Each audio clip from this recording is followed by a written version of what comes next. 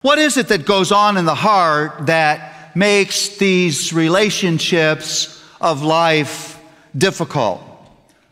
Well, again, here's one of these passages that I just think is power-packed with relational diagnosis, relational wisdom, and actually relational hope. Let me read. For Christ's love compels us, because we are convinced that one died for all and therefore all died. And he died for all, that those who live should no longer live for themselves, but for him who died for them and was raised again. Now that went by very fast. Let me read 15 again. And he died for all, that those who live, hear this, should no longer live for themselves. Here's what sin does to all of us. Sin causes us to shrink our lives down to the size of our lives. Sin causes me to narrow my personal field of concern down to the claustrophobic confines of my wants, my needs, my feelings.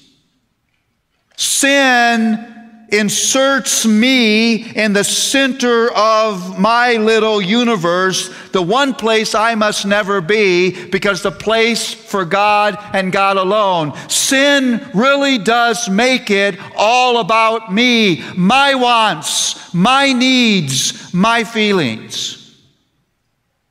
Now hear this. Because the power of sin has been broken, that's justification, but the presence of sin still remains and is being progressively eradicated. That's sanctification. What this verse is saying is applicable to 10 out of 10 people in this room. We all still have sin in us, and we all struggle with that inertia of sin, that motivation of sin, my wants, my needs, my feelings.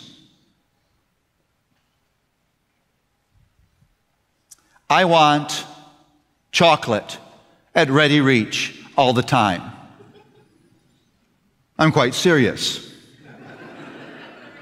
Just coat the world in it, so at any point I can take a bite. I want to drive on roads paid for by other citizens who choose not to use them.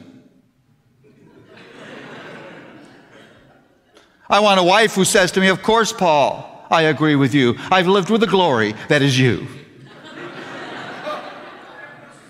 I want children who say, "Yes, Father, I will forthwith go and obey because you, sir, are wise." Now let's think about the logic of what Paul is saying, the theology that's embedded in this passage, very practical theology. Here's the first thing. Paul is actually arguing that the DNA of sin is selfishness. The DNA of sin is selfishness. Selfishness is what sin is about. You don't sin for somebody else, you do it for you. It's I want what I want, when I want it, how I want it, where I want it, with whom I want it, and I don't want rules put on me. Imagine the shocking selfishness of Adam and Eve, who were in a perfect world. They had everything. It wasn't enough. My wants, my needs, my feelings. Sin is fundamentally meistic.